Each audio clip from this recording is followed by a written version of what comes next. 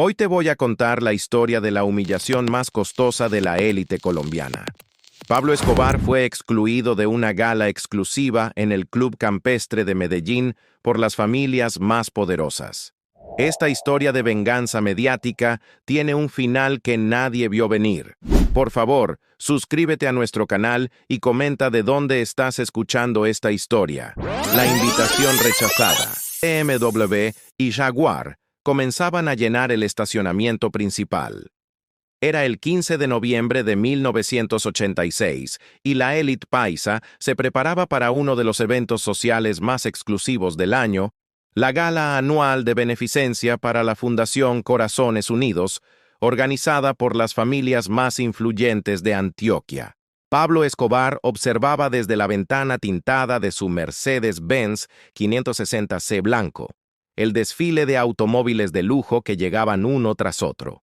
A los 37 años había acumulado una fortuna que superaba la de muchos países pequeños, pero esa noche enfrentaba algo que el dinero no podía comprar: la aceptación de la sociedad tradicional colombiana. «Don Pablo, ¿está seguro de que quiere hacer esto?», preguntó Álvaro desde el asiento del conductor, observando nerviosamente a los guardias de seguridad del club que escrutaban cada vehículo que entraba. Tal vez sería mejor esperar una ocasión más apropiada. Pablo ajustó los gemelos de oro de su smoking negro, confeccionado especialmente por el sastre más exclusivo de Bogotá. Llevaba una camisa de seda blanca impecable, corbatín negro, perfectamente anudado, y zapatos de charol italiano que brillaban como espejos. En su muñeca, un Patek Philippe de edición limitada marcaba las 7:15 p.m. «Álvaro, he donado más dinero a obras de caridad este año que la mitad de las familias que están ahí adentro combinadas. Es hora de que reconozcan mi lugar en esta sociedad».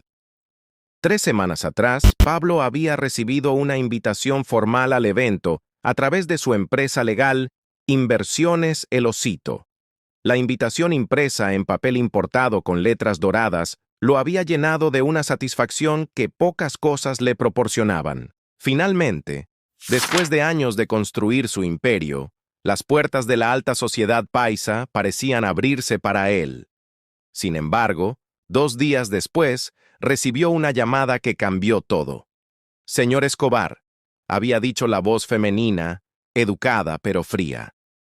«Soy Patricia Vélez, coordinadora de eventos del Club Campestre. Me temo que ha habido un error con la invitación que recibió para la gala del día 15. «¿Un error?», había preguntado Pablo sintiendo que algo no estaba bien. «Lamentablemente el evento ya alcanzó su capacidad máxima. Esperamos poder incluirlo en futuras ocasiones». Pablo había colgado el teléfono sabiendo perfectamente que no se trataba de un problema de capacidad. Se trataba de algo mucho más personal. Su reputación había llegado antes que él, pero Pablo Escobar no era un hombre que aceptara rechazos fácilmente. «Don Pablo», insistió Álvaro, «si no tiene invitación válida, no lo van a dejar entrar. Esto podría convertirse en una situación muy incómoda». Pablo sonrió con esa expresión que quienes lo conocían habían aprendido a interpretar como peligrosa. «¿Incómoda para quién? Yo tengo tanto derecho como cualquiera de esos herederos de fortunas familiares a estar en esa fiesta». El Mercedes se detuvo frente a la entrada principal del club, donde un portero uniformado con guantes blancos se acercó inmediatamente. El Club Campestre de Medellín era una institución centenaria con fachada de estilo colonial español, jardines perfectamente manicurados y una exclusividad que se medía no solo en dinero, sino en apellidos y tradición familiar. «Buenas noches, señor», saludó el portero con cortesía profesional. «¿Tiene su invitación?».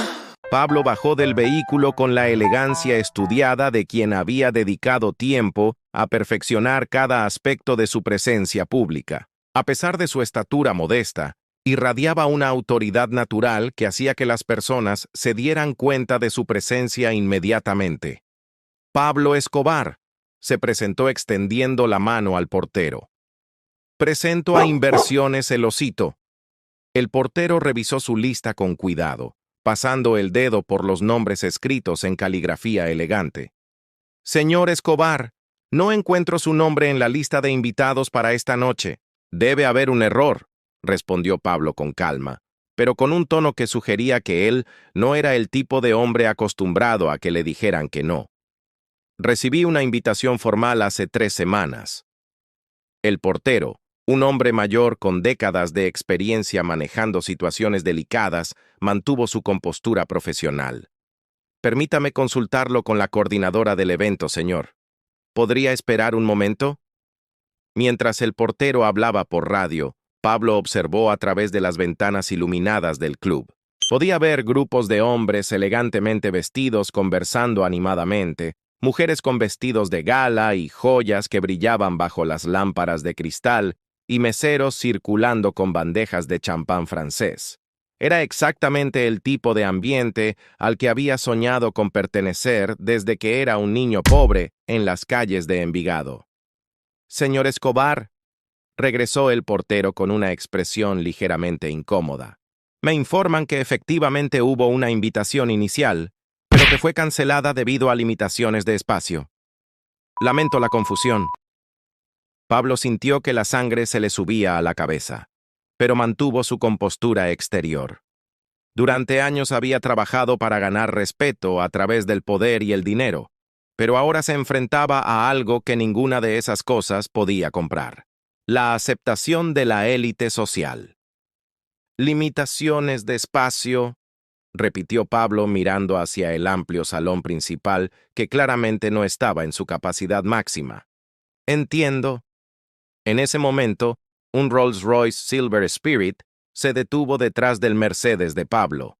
De él descendió Eduardo Villamizar, heredero de una de las fortunas familiares más antiguas de Antioquia, acompañado de su esposa engalanada con un vestido de Valentino y un collar de diamantes que probablemente valía más que una casa promedio. «¡Eduardo!», gritó una voz desde la entrada.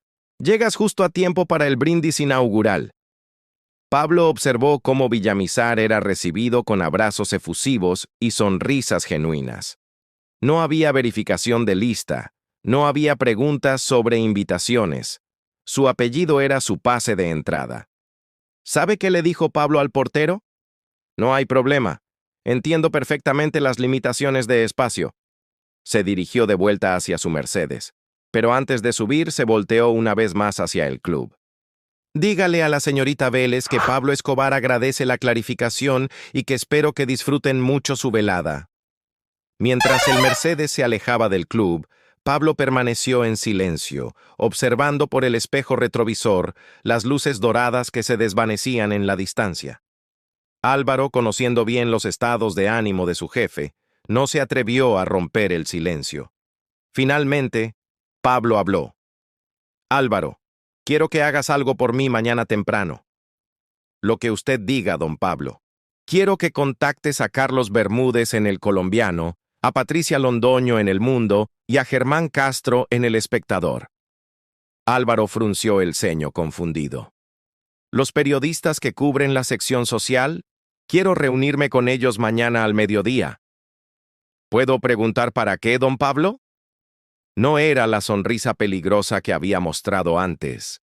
Era la sonrisa de un hombre que acababa de tener una idea brillante. Hospitales, escuelas, casas para familias pobres, todo documentado con fotografías, testimonios, cifras exactas. Álvaro comenzó a entender hacia dónde iba la conversación. «¿Y cuándo quiere que publiquen ese reportaje, don Pablo?» «Mañana mismo en la primera página de la sección social. Quiero que toda Medellín sepa exactamente cuánto dinero he donado a obras de beneficencia este año». El Mercedes continuó su camino por las calles iluminadas de Medellín, mientras Pablo desarrollaba mentalmente su plan. Si la élite tradicional no quería reconocer su lugar en la sociedad, él le recordaría quién realmente estaba haciendo la diferencia en la vida de los menos afortunados. ¿Sabe cuánto doné el mes pasado para la construcción del hospital en el barrio Pablo Escobar?, preguntó Pablo refiriéndose al proyecto que había financiado en honor a su propio nombre. «No exactamente, don Pablo. 500 millones de pesos. ¿Sabe cuánto donó la familia Villamizar el año pasado completo?». Álvaro negó con la cabeza. 50 millones. 10 veces menos que lo que yo doné en un solo mes. Pablo observó las luces de la ciudad que se extendían hacia las montañas. Medellín era su ciudad, su territorio, su reino, y era hora de que todos lo recordaran. Mañana, Álvaro, toda la ciudad va a saber quién es realmente el mayor benefactor de los pobres en Antioquia. Van a saber que mientras las familias de abolengo se reúnen en clubs exclusivos para hablar de caridad, Pablo Escobar está en las calles construyendo hospitales y escuelas. El plan estaba tomando forma en su mente. No se trataba solo de venganza por la humillación de esa noche. Se trataba de algo mucho más grande. Redefinir su imagen pública, posicionarse como el verdadero héroe de los desposeídos y demostrar que el poder real no venía de apellidos antiguos, sino de acciones concretas.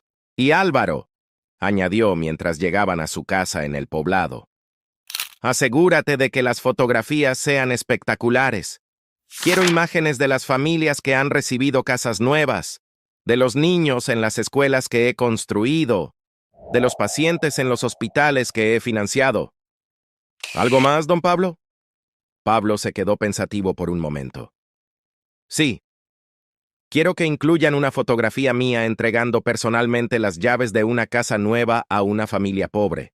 Y quiero que el titular sea algo así como "El verdadero rostro de la generosidad en Medellín".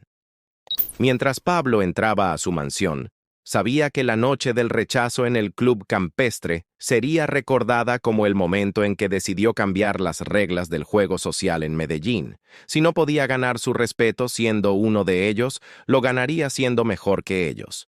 Y mañana toda la ciudad sabría exactamente quién era Pablo Escobar. No solo el hombre más rico de Colombia, sino también el más generoso. La estrategia mediática.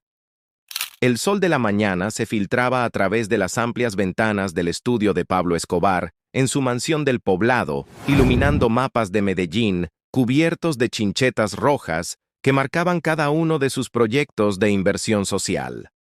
Era el 16 de noviembre de 1986, apenas 12 horas después de la humillación en el club campestre, y Pablo ya había convertido su rabia en algo mucho más poderoso. Una estrategia mediática que cambiaría para siempre su imagen pública. 3 hombres estaban sentados frente al escritorio de caoba maciza, donde Pablo revisaba meticulosamente carpetas llenas de fotografías, recibos y documentos legales. Carlos Bermúdez, veterano periodista de El Colombiano con 30 años de experiencia en la sección social. Patricia Londoño, directora de la sección de Sociedad de El Mundo, y conocida por sus conexiones con la élite paisa. Y Germán Castro, reportero estrella de El Espectador, especializado en perfiles de personalidades influyentes. «Caballeros, señorita Londoño», comenzó Pablo, vestido con un traje gris impecable y camisa blanca sin corbata. «Los he convocado porque creo que es hora de que Medellín conozca la verdad sobre quién está realmente ayudando a los más necesitados en esta ciudad». Carlos Bermúdez, un hombre de 55 años con cabello canoso y gafas de marco dorado, tomó notas en su libreta mientras observaba las paredes del estudio decoradas con fotografías de Pablo, inaugurando obras sociales. Señor Escobar, ¿podría ser más específico sobre el tipo de información que quiere compartir? Pablo abrió la primera carpeta y comenzó a extraer documentos organizados cronológicamente. En los últimos 18 meses he invertido más de 2.000 millones de pesos en proyectos sociales en Medellín. Hospitales, escuelas, viviendas populares, campos deportivos y programas de alimentación infantil. Patricia Londoño, una mujer elegante de 40 años que había cubierto los eventos sociales más importantes de la ciudad durante la última década, levantó una ceja con sorpresa genuina. ¿2.000 millones de pesos? Esa es una cifra extraordinaria, señor Escobar. Extraordinaria y verificable, respondió Pablo entregándole una carpeta completa. Aquí tienen todos los recibos, contratos y documentos legales que respaldan cada peso invertido. Germán Castro, el más joven de los 3 periodistas con apenas 32 años, pero una reputación sólida por sus investigaciones profundas. Hojeó rápidamente los documentos. Señor Escobar, estas cifras son impresionantes, pero ¿por qué decidió hacer pública esta información precisamente ahora? Pablo caminó hacia la ventana que ofrecía una vista panorámica de Medellín, extendiéndose hacia las montañas. La ciudad despertaba bajo el sol matutino. El tráfico comenzaba a intensificarse. Los vendedores ambulantes instalaban sus puestos y miles de trabajadores se dirigían a sus empleos en una sinfonía urbana que Pablo conocía íntimamente.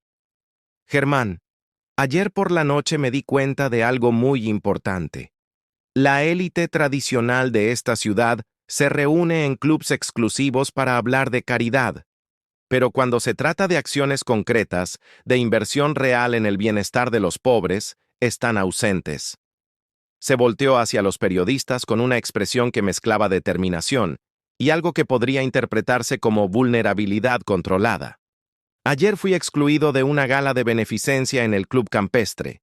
La razón oficial fue limitaciones de espacio, pero todos sabemos cuál fue la razón real. Patricia Londoño intercambió una mirada significativa con sus colegas. Todos conocían las tensiones que existían entre Pablo Escobar y la sociedad tradicional paisa.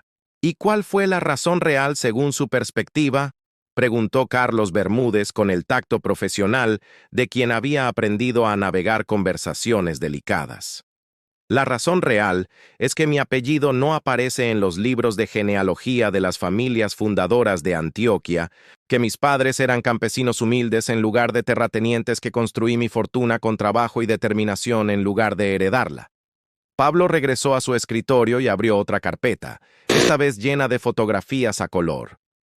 Pero déjenme mostrarles algo que esos señores del Club Campestre no pueden mostrar. Comenzó a distribuir fotografías sobre el escritorio como si fueran cartas en un juego de póker. Las imágenes eran poderosas. Familias humildes recibiendo las llaves de casas nuevas, niños sonriendo en aulas recién construidas, pacientes siendo atendidos en hospitales modernos. Esta es la familia Rodríguez, dijo señalando una fotografía donde él aparecía entregando documentos a una mujer con 4 niños pequeños.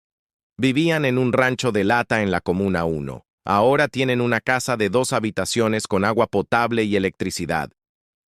Pasó a la siguiente fotografía. Este es el colegio que construí en el barrio Moravia.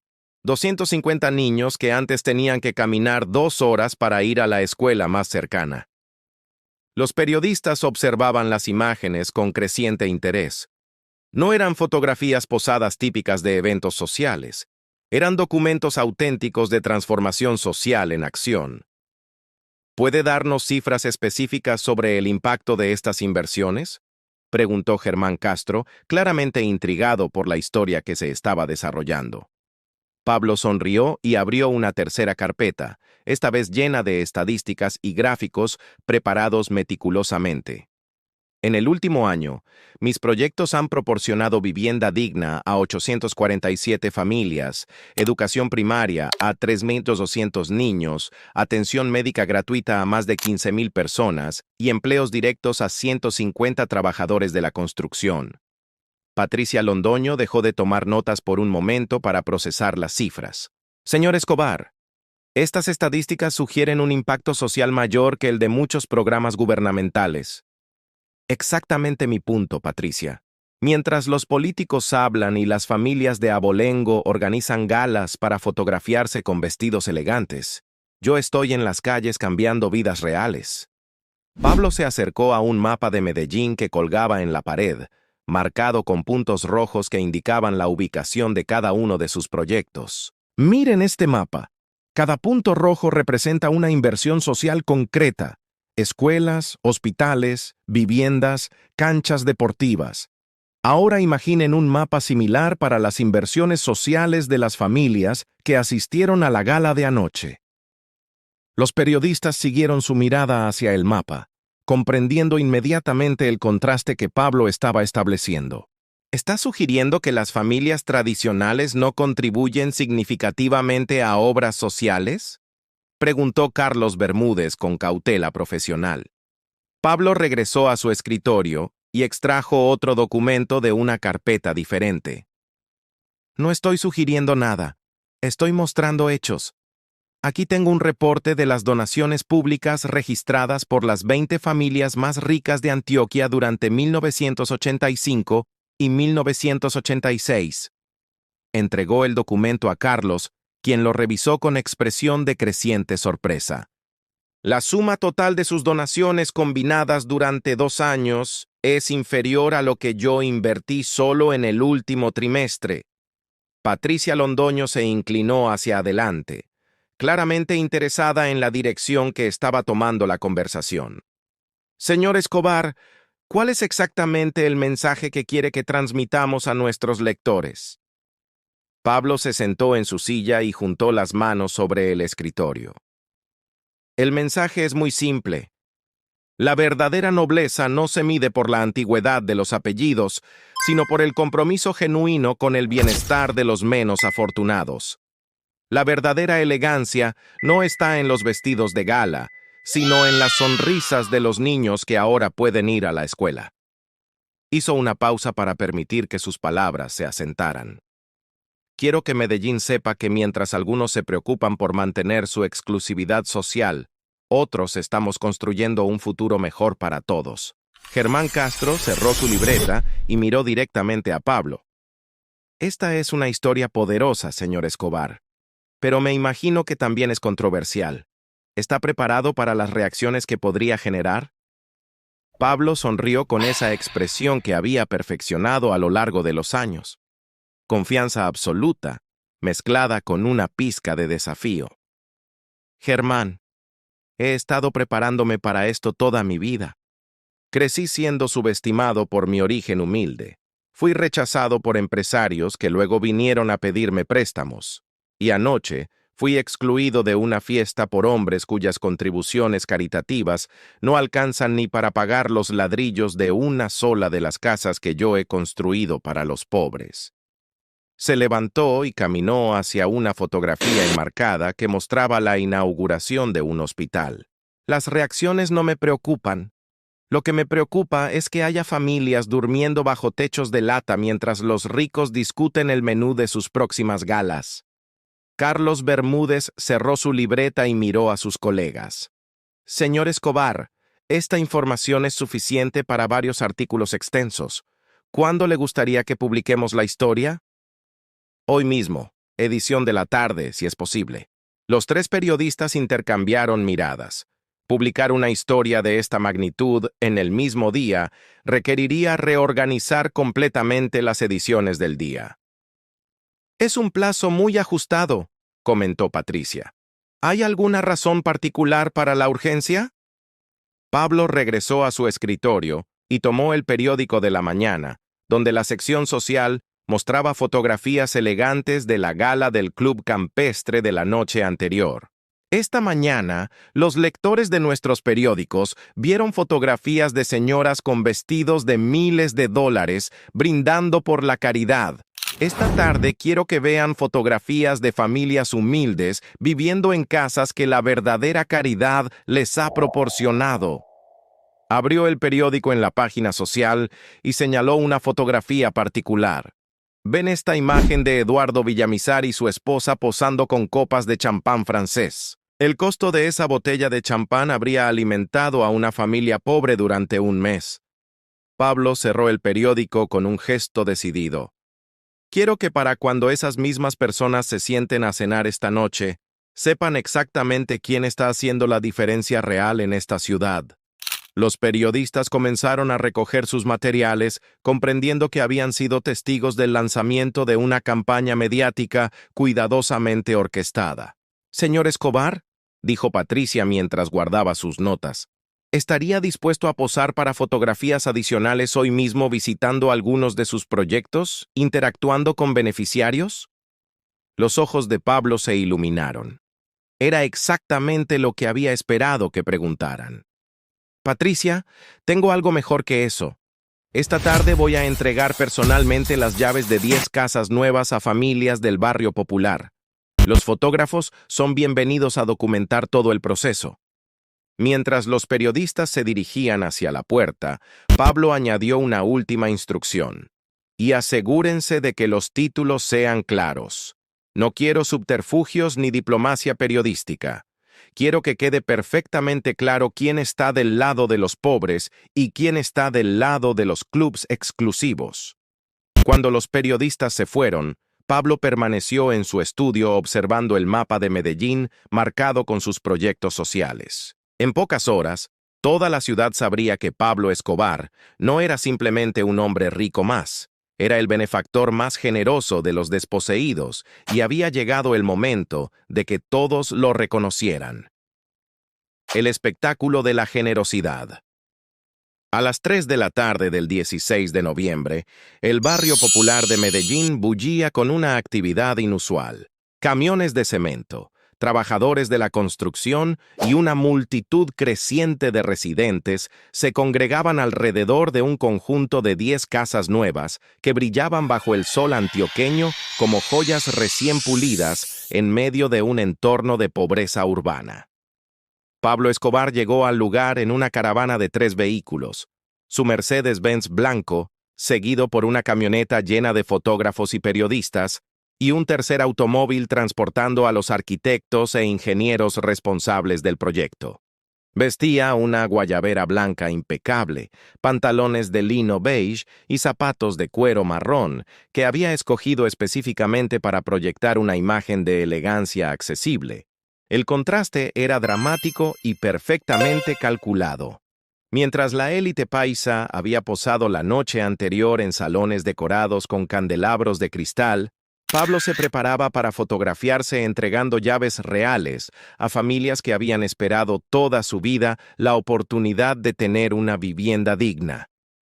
Don Pablo, las familias ya están aquí, informó Álvaro señalando hacia un grupo de 10 familias que esperaban nerviosamente junto a las casas nuevas. Pablo observó a las familias, que serían las protagonistas involuntarias de su estrategia mediática.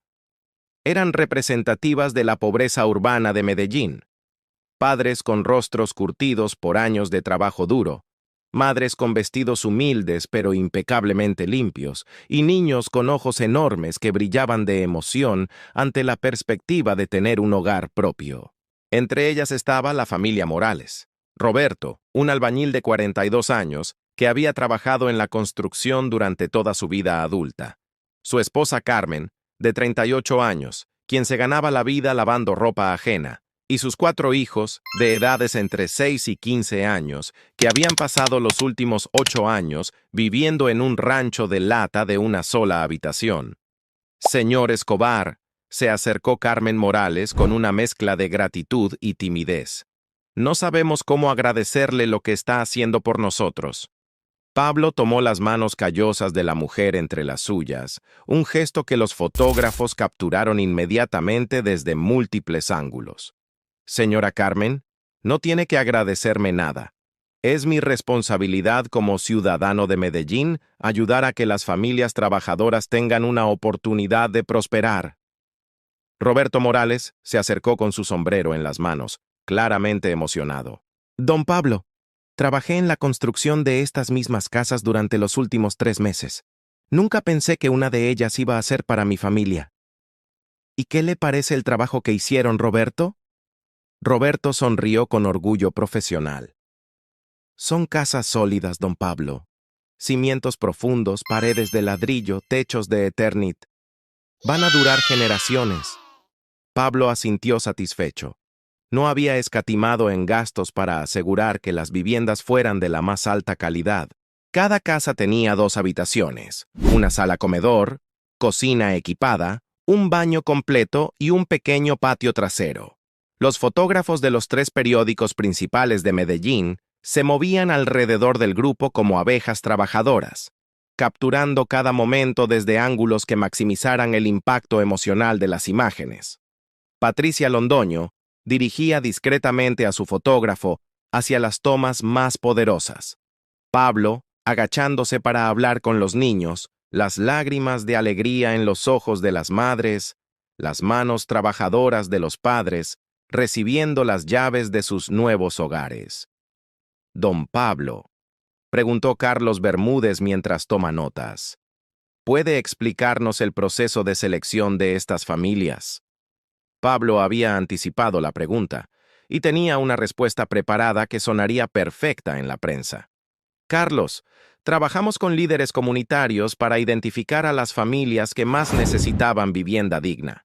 Priorizamos a aquellas con niños en edad escolar, padres trabajadores con empleos estables y que habían demostrado compromiso con el mejoramiento de su comunidad. Se dirigió hacia la familia González. Marta, una madre soltera de 34 años que trabajaba como empleada doméstica, y sus 3 hijos.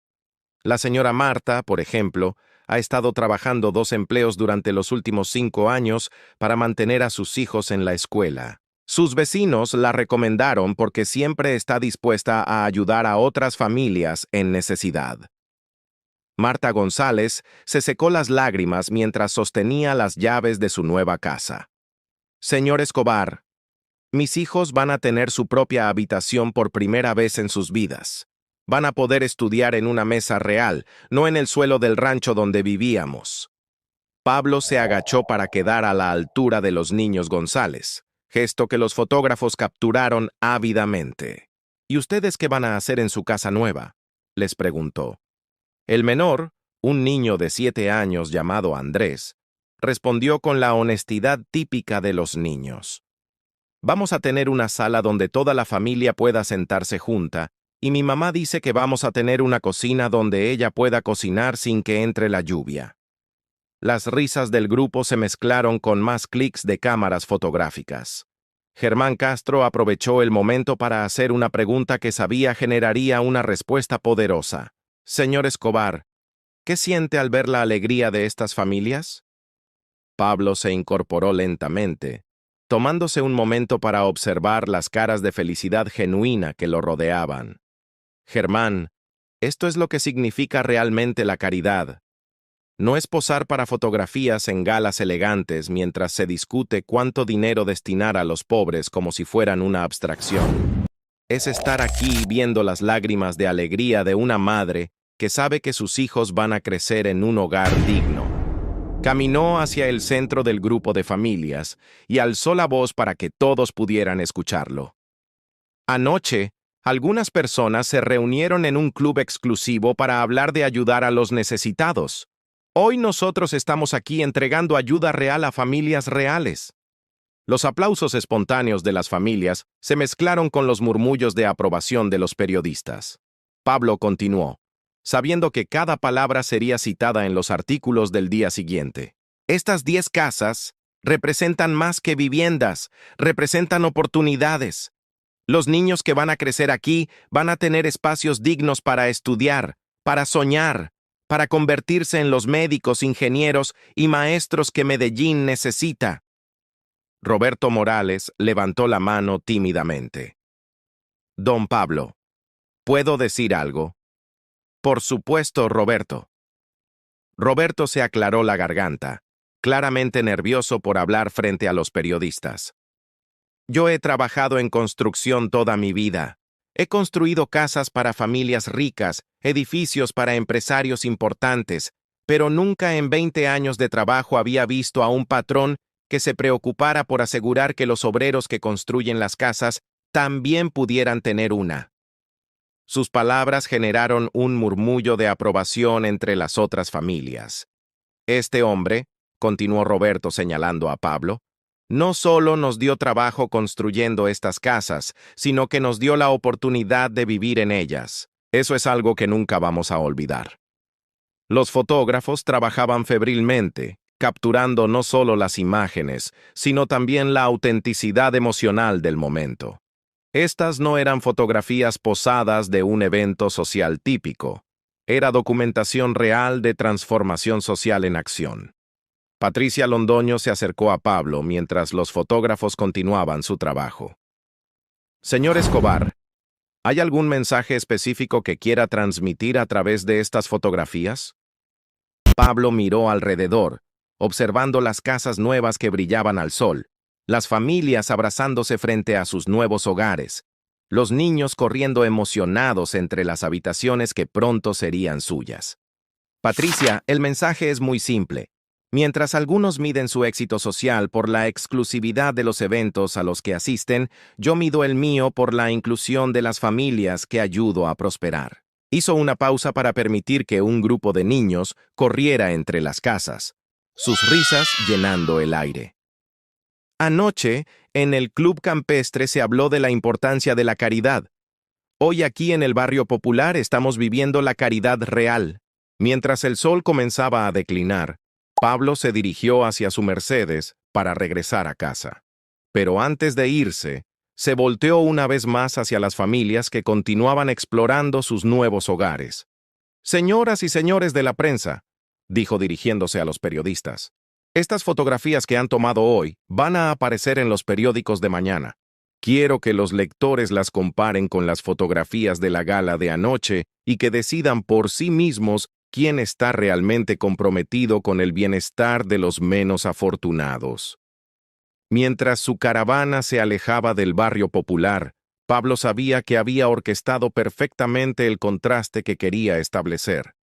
En menos de 24 horas, toda Medellín vería lado a lado las imágenes de la elegancia superficial del club campestre y la generosidad real del barrio popular.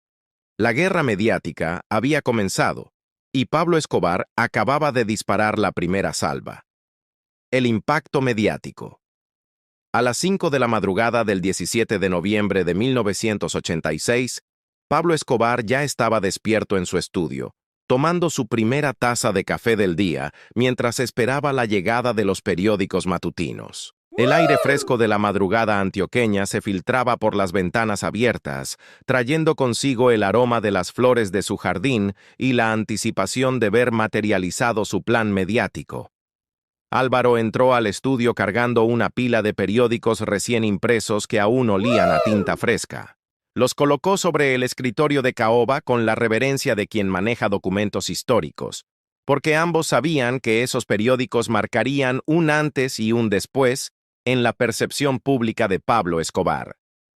Don Pablo, creo que va a estar muy satisfecho con los resultados, anunció Álvaro con una sonrisa apenas contenida. Pablo tomó primero El Colombiano, el periódico más prestigioso de Medellín. La primera página de la sección social lo dejó sin palabras durante varios segundos. Ocupando toda la página superior había una fotografía extraordinaria. Pablo agachado junto a los niños González, con las casas nuevas brillando bajo el sol antioqueño como telón de fondo.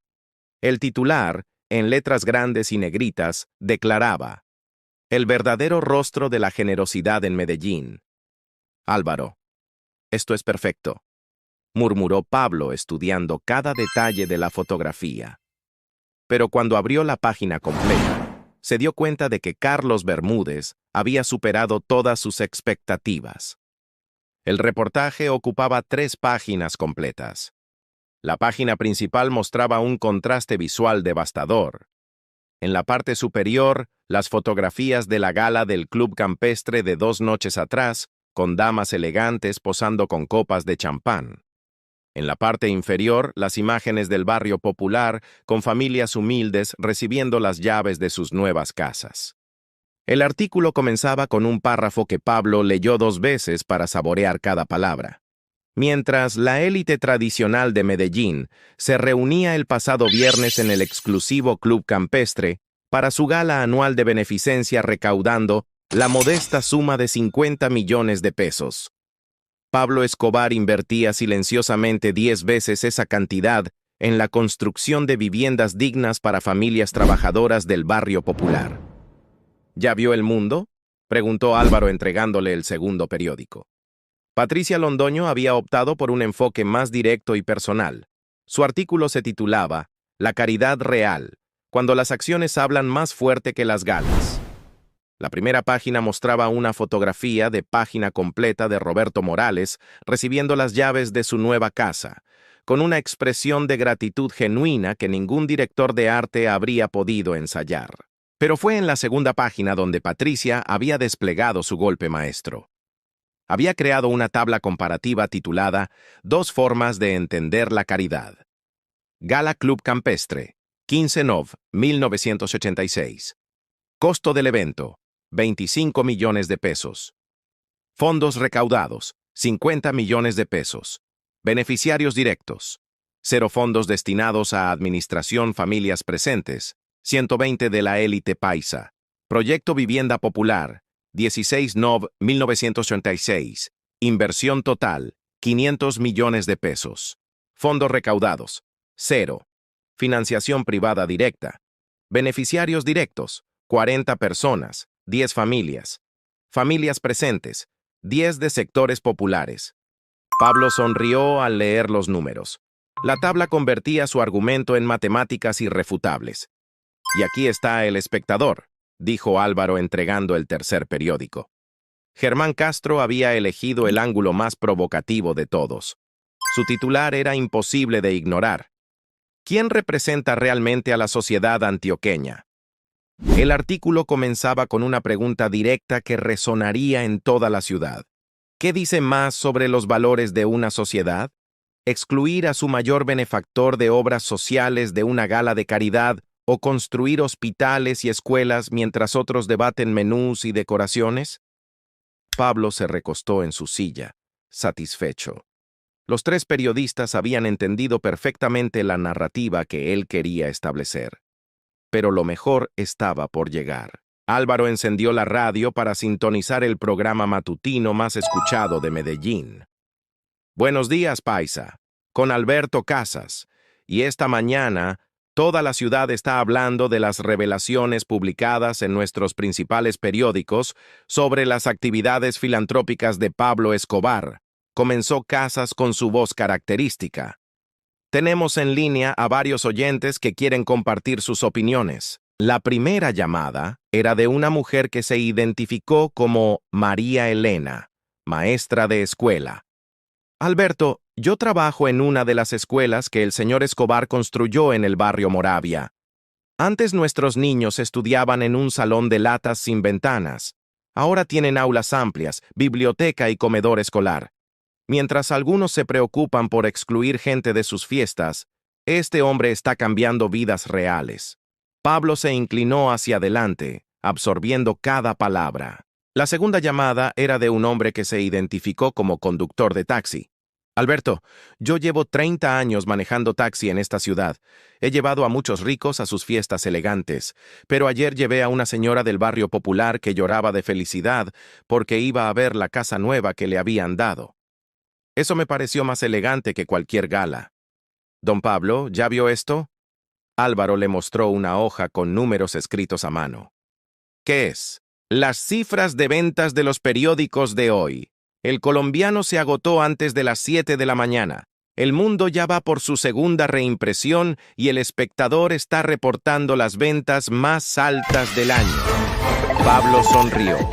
El impacto estaba siendo incluso mayor de lo que había calculado. El teléfono sonó y Álvaro contestó. Residencia Escobar, ¿quién habla? Un momento, por favor. Don Pablo, es el padre Hernández de la Iglesia San José. Pablo tomó el teléfono. Padre Hernández, ¿cómo está? Estoy llamando porque toda mi congregación está comentando los artículos de hoy. Muchos de mis feligreses han sido beneficiados por sus proyectos sociales y querían que supiera cuánto aprecian no solo su generosidad, sino también el que haya hecho pública su labor. Por mucho tiempo, las buenas acciones han pasado desapercibidas, mientras que las apariencias sociales han recibido toda la atención. Gracias, padre. Ese era exactamente mi punto. Además, don Pablo, ¿sería posible reunirnos esta semana? Tengo algunas ideas sobre proyectos adicionales que podrían beneficiar a nuestra comunidad. Cuando colgó el teléfono, Pablo se dirigió hacia la ventana. Desde allí podía ver Medellín despertando. Los buses llenos de trabajadores, los vendedores ambulantes instalando sus puestos, las madres llevando niños a la escuela. Su ciudad, su gente. Álvaro, ¿qué dice el reporte de las otras llamadas? Álvaro consultó una libreta donde había estado anotando los mensajes telefónicos de la mañana. Hasta ahora hemos recibido 53 llamadas. 47 son de felicitación y apoyo. 3 son de periodistas nacionales que quieren hacer entrevistas y 3 son de empresarios que quieren conocer más sobre sus proyectos sociales. ¿Y las 3 negativas?